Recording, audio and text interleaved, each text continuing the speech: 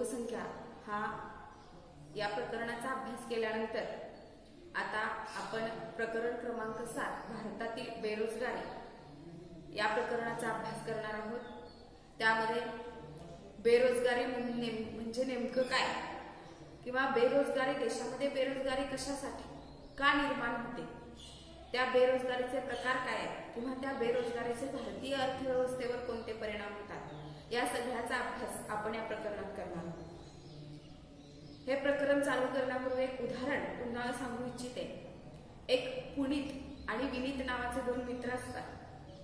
ते एका छोट्या खेडेगावामध्ये राहत असतात आणि ते गाव खूपच ग्रामीण भागात असल्यामुळे पाण्याची व्यवस्था तिथे नसते आणि हे दोन्ही जे मित्र असतात ते उच्च शिक्षित असतात, त्यांच्याकडे कौशल्य असतं, परंतु त्यांना कोणत्याही प्रकारचं काम मिळत नसतं आणि त्या ग्रामीण भागामध्ये कोणतीही पिण्याच्या पाण्याची सोय देखील उपलब्ध नसते। मग गावातील पिण्याच्या पाण्याची सोय कशी निर्माण करावी किंवा लोकांना पाणी कसं उपलब्ध करून द्यावं यावर ते विचार करत असतात। आणि पावसाळ्यामध्ये पाऊस पडल्यानंतर तेवढ्या त्या गावातल्या विहिरी छोट्या छोट्या ज्या विहिरी असतात त्या भरत असतात, परंतु उन्हाळ्यामध्ये मात्र सगळ्या विहिरी आटलेल्या असतात। मग गावापासून काही अंतरावर एक मोठी विहीर असते, ती कायम 12 महिने त्या विहिरीला पाणी असतं। मग त्या विहिरीपासून पाणी आणण्याचं घागरीने पाणी आणण्याचं काम ते ग्रामस्थ करत असतात। मग तेव्हा काय करतात, ही दोन मुलं यांच्याकडे कौशल्य असतं, उच्च शिक्षित असतं, परंतु काम करण्याची त्यांची इच्छाही असते, कोणतेही काम ते नेटाने करू शकत असतात, परंतु त्यांना काम मिळत नसतं। मग गावासाठी काहीतरी करावं म्हणून हे दोघं काय करतात, तर 2 सायकली घेऊन दोघंही त्या विहिरीतून घागर भरून घागरीने पाणी घेऊन येतात आणि एक घागर 10 रुपयाला असं ते काय करत असतात, गावातील ग्रामस्थांना पाण्याचा पुरवठा करत असतात। आणि त्यामुळे काय होतं, तर उन्हाळ्यामध्ये त्या गावाची जी काही पाण्याची समस्या होती ती पाण्याची समस्या या 2 मुलांच्यामुळे नाहीशी होते। सांगण्याचा मथितार्थ काय, तर शिक्षित असून देखील आज भारतामध्ये अशा परिस्थिती आहे की सुशिक्षित तरुणांची संख्या जास्त आहे, परंतु त्यांना तिथं काम करण्याची संधी उपलब्ध होत नाही। भारतातील अलीकडच्या काळात जर भारतीय अर्थव्यवस्थेचा विचार केला तर भारतीय अर्थव्यवस्था ही देशातील एक उच्च अर्थव्यवस्थेमध्ये गणली जाते, म्हणजे प्रगतशील देशामध्ये भारतीय अर्थव्यवस्था गणली जाते। परंतु भारतामध्ये लोकसंख्या वाढीबरोबर बेरोजगार ही एक मोठी समस्या निर्माण झालेली आहे। कारण ग्रामीण भागाचा आणि शहरी भागाचा विचार केला तर बेरोजगारीच्या समस्येला तोंड देणं काय आहे, गरजेचं आहे। कारण बेरोजगारी ही भारतातल्या मानवी संसाधन शक्तीचा अपव्यय करते आणि विकसनशील देशामध्ये सुद्धा हे मोठ्या प्रमाणात आहेत, काही विकसित देशामध्ये सुद्धा बेरोजगारीचं प्रमाण मोठ्या प्रमाणात आहे। अमेरिकेसारख्या विकसित देशाचा जर विचार केला तर तिथे देखील बेरोजगारीची समस्या ही मोठ्या प्रमाणात भेडसावत आहे। मग ही बेरोजगारीची समस्या नाहीशी करण्यासाठी कोणत्या उपाययोजना केल्या पाहिजेत, तर त्याचा अभ्यास आपण या प्रकरणात करणारच आहोत। भारत हा तरुणांचा देश आहे, कारण देश घडवण्यासाठी तरुणांना शिक्षित करणं किंवा तरुणांच्या हातामध्ये रोजगार उपलब्ध असणं गरजेचं आहे, कारण देशाचा विकास हा त्यांच्यावर अवलंबून असतो। परंतु भारतातल्या सद्यस्थितीचा जर विचार केला तर अर्थव्यवस्थेमध्ये बेरोजगारीची समस्या ही मोठ्या प्रमाणात आहे आणि भारतामध्ये 60% लोक हे 60% लोकसंख्या ही तरुणाईची आहे, परंतु तरुणांच्या समोर बेरोजगारीची समस्या मोठ्या प्रमाणात आहे। याचं कारण म्हणजे तरुणांच्याकडे आता तंत्रज्ञानाची सुविधा निर्माण झाल्यामुळे असू दे किंवा नवनवीन आधुनिक तंत्राचा वापर करण्यामुळे असू दे, तर बेरोजगारीची समस्या ही मोठ्या प्रमाणामध्ये वाढत आहे। मग भारत हा देश जरी युवकांचा असला तरी युवकांनाच या बेरोजगारीच्या समस्येला मोठ्या प्रमाणात सामोरं जावं लागत आहे। असं म्हटलं जातं की रिकामं मन हे सैतानाचं घर असतं, म्हणजे जर एखाद्या व्यक्तीकडे काम नसेल तर त्या व्यक्तीचं मन हे काहीतरी विपरीत किंवा विचित्र किंवा गुन्हेगारी प्रवृत्तीकडे वळतं। मग सामान्यतः बेरोजगार व्यक्तींच्या बाबतीत हेच होतं। सामान्यतः बेरोजगार व्यक्ती ही जुगार खेळणे, चोऱ्या करणे, दरोडे टाकणे किंवा जमिनीचं अतिक्रमण करणे अशा असामाजिक आणि देशद्रोही कृत्यांच्याकडे सहभागी होताना दिसत आहे।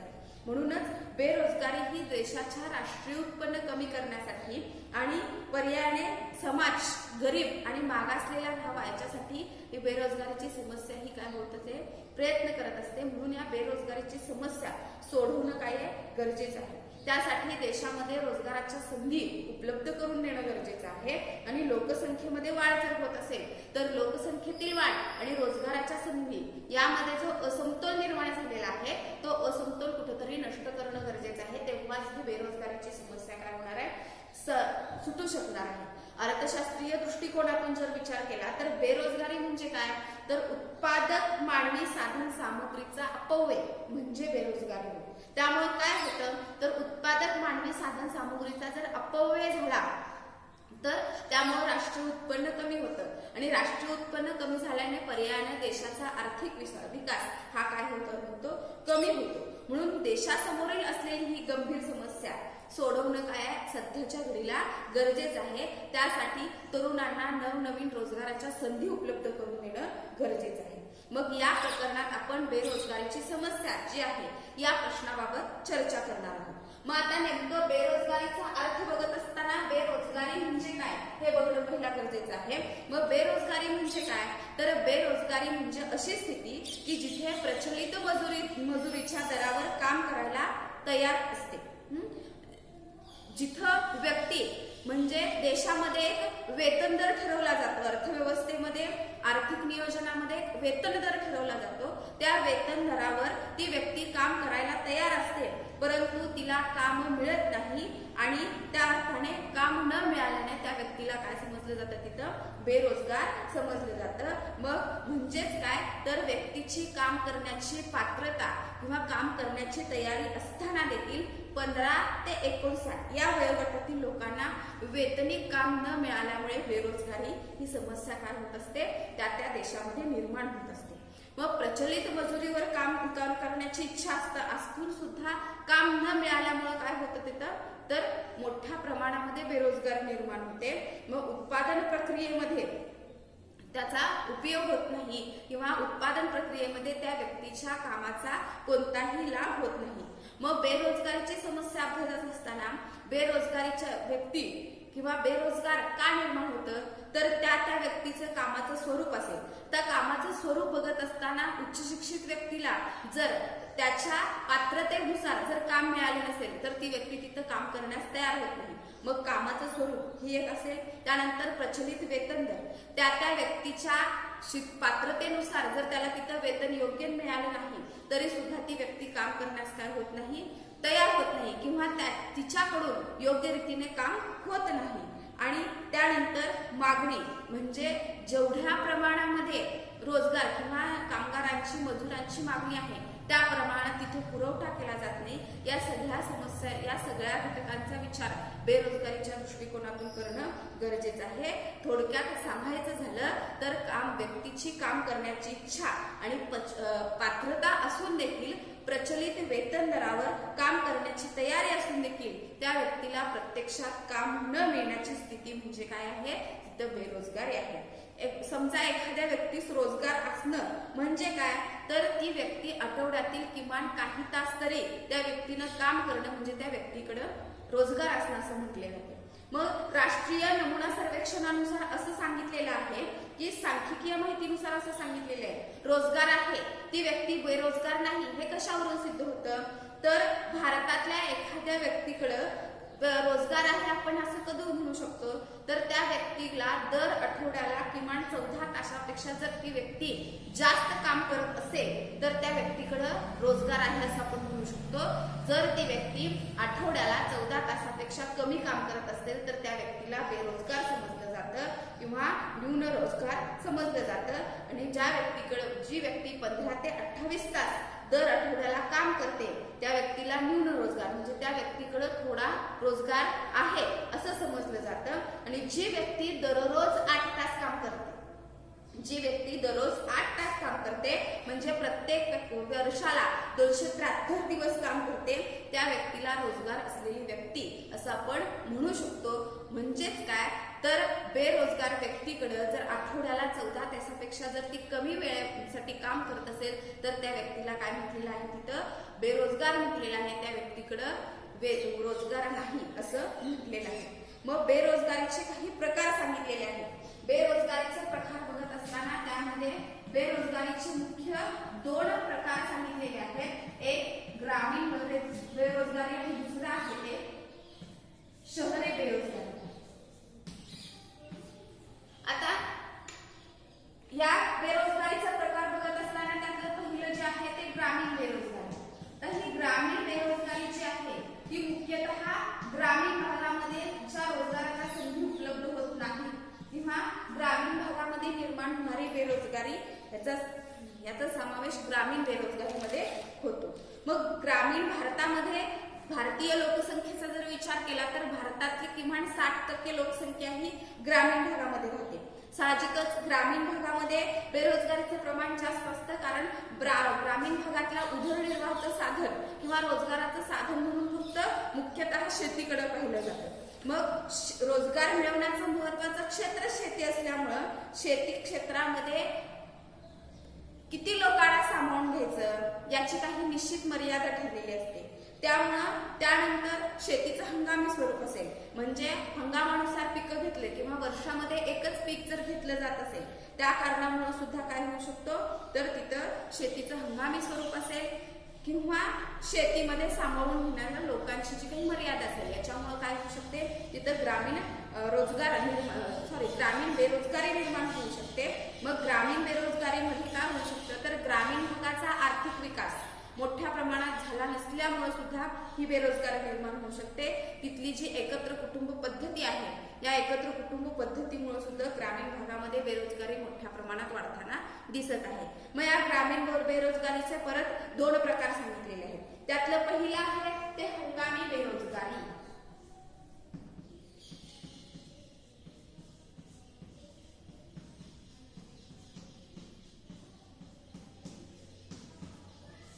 मग हंगामी बेरोजगारी म्हणजे काय तर भारतामध्ये जर भारताच्या ग्रामीण भागाचा जर विचार केला तर मोठ्या प्रमाणामध्ये बहुतांश ग्रामीण भागामध्ये शेतीचं प्रमाण जास्त आहे किंवा शेतकरी हे मोठ्या प्रमाणात आहेत. शेती मोठ्या प्रमाणात केली जाते आणि बहुतांश शेतकरी हे लागवडीसाठी निसर्गावर अवलंबून असतात. म्हणजे मोठ्या प्रमाणात शेती क्षेत्र हे पावसावर अवलंबून असतं. त्यामुळे वर्षातून एकच पीक घेतलं जातं आणि यामुळे काय होतं तर ग्रामीण मजुरांना शेतमजुरांना केवळ त्या 4 ते 5 महिनेच फक्त काय होऊ शकतं तिथं काम प्राप्त होऊ शकतं. उर्वरित वेळेमध्ये ते बेरोजगार असतात, बेकार असतात. म्हणून या प्रकाराला काय म्हटलेलं आहे हंगामी बेरोजगारी असं म्हटलेलं आहे. म्हणजेच काय तर हंगाम नसलेल्या काळामध्ये लोकांना रोजगार नसतो त्याला काय म्हणायचं आहे हंगामी बेरोजगारी असं म्हणायचं आहे. शेतीशिवाय स्थल परत्वे हंगामी बेरोजगारी ही काही प्रमाणात शहरामध्ये सुद्धा आढळते.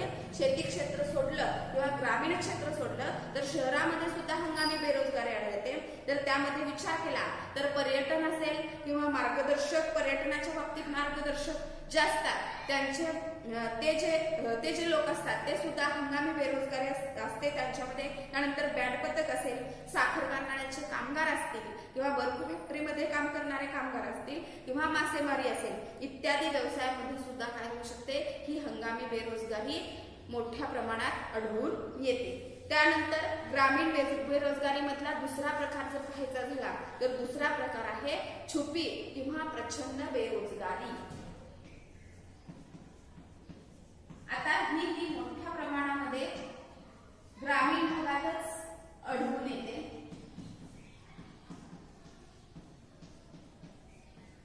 छुपी किंवा प्रच्छन्न बेरोजगारी बघत असताना भारताचा अति लोकसंख्या असलेल्या देशामध्ये किंवा अविकसित अर्थव्यवस्थेच्या बाबतीत किंवा विकसनशील देशामध्ये मोठ्या प्रमाणात जो ग्रामीण भाग आहे त्या ग्रामीण भागामध्ये ही प्रच्छन्न बेकारी त्याला छुपी बेकारी असंही म्हटलं जातं. मूलभूत स्वरूपाची ही समस्या निर्माण झालेली आहे.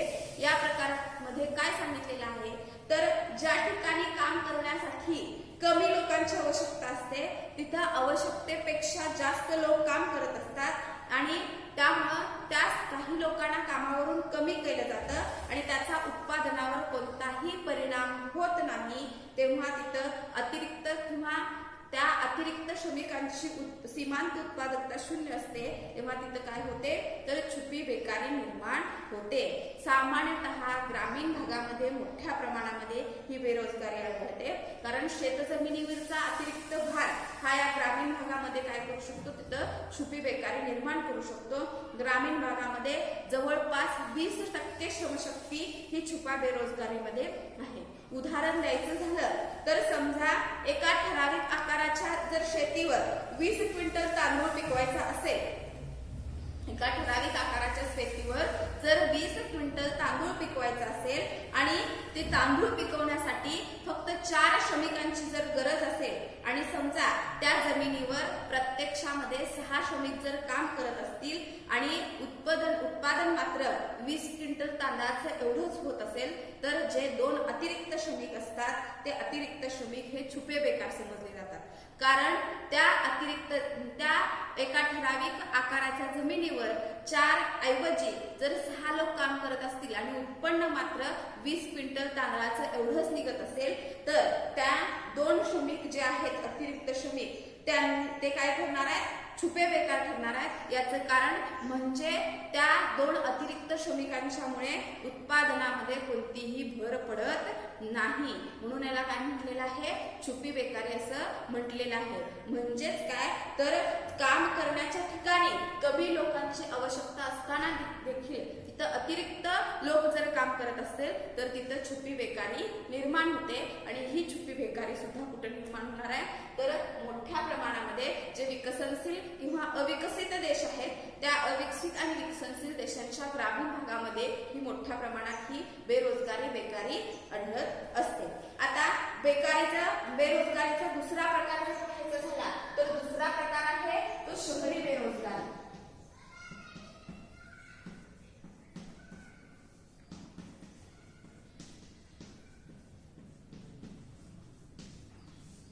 शहरी बेरोजगारी पाहत असताना मुख्यतः ही जी बेरोजगारी आहे ती मुख्यतः शहरी भागामध्ये आढळते. मग शहरी भागामध्ये का निर्माण होते, तर याचं कारण शहरी बेरोजगारी निर्माण होण्याची कारण म्हणजे ग्रामीण भागातून मोठ्या प्रमाणात कामानिमित्त किंवा काम करण्याच्या दृष्टिकोनातून शहराकडे स्थलांतरित झालेल्या लोकांची संख्या असेल, त्यानंतर मानवी साधन सामुग्रीचं चुकीचं नियोजन असेल, औद्योगिक क्षेत्र आणि शिक्षण क्षेत्र यांच्यामध्ये सहकार्याचा अभाव असेल, किंवा नुसतं पुस्तकी शिक्षण असेल, किंवा श्रमिकांच्याकडे बघण्याचा दृष्टिकोन असेल, त्यानंतर आजारी उद्योगांचं वाढतं प्रमाण असेल, आधुनिक तंत्रज्ञानाचा वाढता वापर असेल, याशिवाय वाढती लोकसंख्या आणि तिथल्या ग्रामीण भागाचा किंवा शहरी भागातली वाढती लोकसंख्या आणि त्याच्या मानानं होणारा आर्थिक विकास मात्र मंद गतीचा असतो.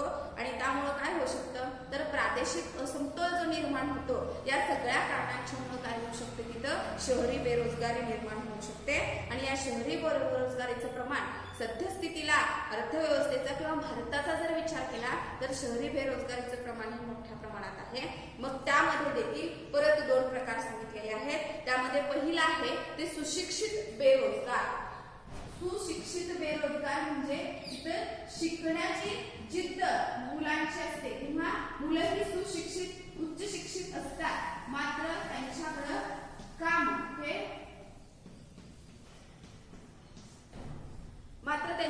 काम नसतं. ज्या व्यक्तींनी शिक्षण घेतलेलं आहे किंवा ज्या लोकांनी शिक्षण घेतलेलं आहे, उच्च शिक्षित आहे, त्यांच्याकडे काम करण्याची इच्छा आहे, त्यांच्याकडे काम करण्याची पात्रता आहे, परंतु त्यांना प्रत्यक्षात मात्र काम मिळत नसेल तर त्या बेरोजगारीला किंवा त्या स्थितीला काय म्हणायचंय, तिथं सुशिक्षित बेरोजगारी असं म्हणायचं आहे.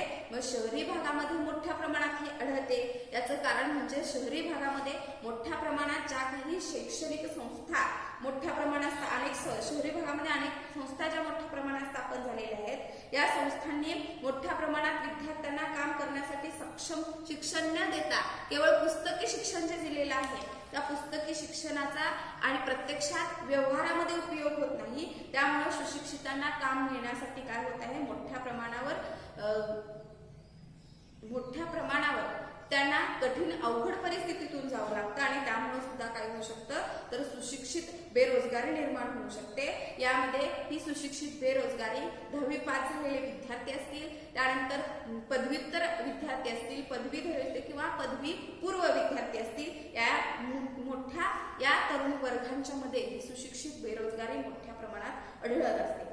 शिक्षणाप्रती उदासीनता असेल किंवा पांढरपेशा व्यवसायाला प्राधान्य असेल किंवा व्यावसायिक अभ्यासक्रमांचा अभाव असेल, रोजगाराच्या संधी उपलब्ध होणार असेल किंवा सुशिक्षितांच्या मध्ये असमतोल किंवा उपलब्ध शैक्षणिक संधीचे माहिती नसणे इत्यादीमुळे काय होऊ शकतं, तिथं सुशिक्षित बेरोजगारी निर्माण होऊ शकते।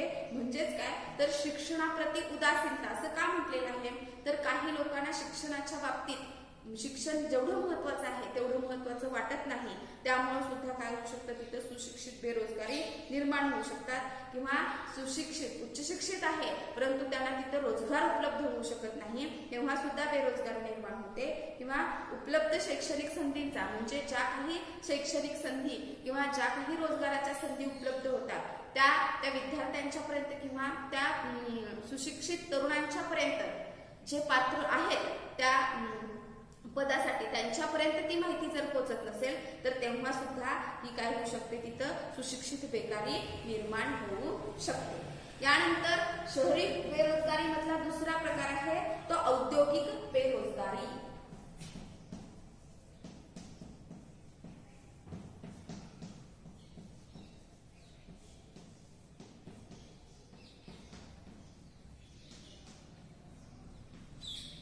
औद्योगिक बेरोजगारी बघत असताना हा मात्र जो बेरोजगारीचा प्रकार आहे तो औद्योगिक कारखाने असतील किंवा शहरातील उद्योगधंदे असतील त्या उद्योगधंद्यांच्या मध्ये निर्माण होऊ शकतो। म्हणजेच काय तर शहरातील कारखाने असतील, उद्योगांच्या मधील बेरोजगारीचं प्रमाण जे आहे, शहरी उद्योगांच्या मधील बेरोजगारीचं प्रमाण त्याला काय म्हणायचं, औद्योगिक बेरोजगारी असं म्हणायचं आहे। प्रामुख्याने ही बेरोजगारी सुद्धा शहरामध्येच आढळते।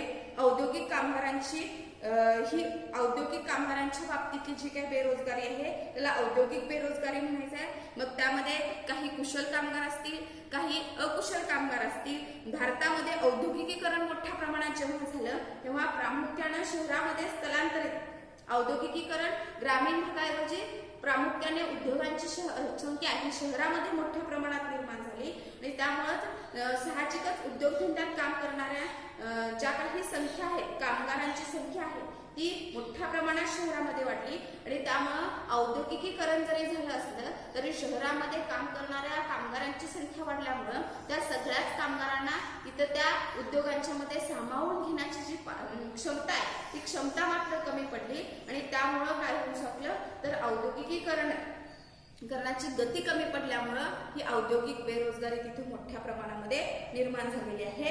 म्हणजेच काय तर उद्योगांचं वाजवीकरण किंवा उद्योगांचं त्यामुळे सुद्धा तिथं तरुणांच्या मध्ये किंवा आधुनिक तंत्रांचा वापर वाढल्यामुळे सामावून उद्योगांच्या मध्ये कामगारांना सामावून घेण्याची जी काही क्षमता होती ती क्षमता आणखीनच कमी झाली आणि त्यामुळं काय झालं तिथं तर औद्योगिक बेरोजगारी निर्माण झाली। आणि त्याचप्रमाणे ग्रामीण भागातील जे काही जुने लघु हस्तउद्योग होते किंवा जे काही कुटीर उद्योग होते त्यामध्ये काही लोक गुंतलेले होते, ते हस्तउद्योग आणि कुटीर उद्योग काय झाले आहेत तिथं कमी झालेले आहेत आणि त्यामुळे सुद्धा बेरोजगारी औद्योगिक बेरोजगारी मोठ्या प्रमाणात निर्माण झाली। म्हणजेच काय तर हस्तउद्योग आणि लघु उद्योग जे ग्रामीण भागात होते ते बंद पडल्यामुळे त्यात काम करणाऱ्या कामगार हे शहरी भागाकडे जाऊ लागले रोजगारासाठी आणि त्यामुळे सुद्धा औद्योगिकीकरणावर किंवा उद्योगांच्यावर शहरी उद्योगांच्यावर मोठ्या प्रमाणात ताण पडल्यामुळे सुद्धा औद्योगिक बेरोजगारी निर्माण झालेली आहे। म्हणजेच काय तर बेरोजगारीची समस्या ही भारतामध्ये मोठ्या प्रमाणात आहे आणि ही बेरोजगारीची समस्या जर सोडवायची असेल तर लोकांना योग्य प्रमाणात रोजगाराच्या संधी उपलब्ध करून दिल्या पाहिजेत आणि लोकांना जर योग्य प्रमाणात संधी उपलब्ध करून द्यायचा असेल तर तांत्रिक आधुनिक तंत्राचा तर वापर करायचे, परंतु त्यामध्ये नवीन कल्पनांचा वापर करून तरुणांना कसं त्यामध्ये समावेश करून घेता येईल याचा विचार करणं गरजेचं आहे। तर आज आपण बेरोजगारी म्हणजे काय आणि बेरोजगारीचे 2 प्रकार यांचा अभ्यास केलेला आहे। त्याच्यानंतर पुढील राहिलेला भाग आपण पुढच्या तासाला पाहू।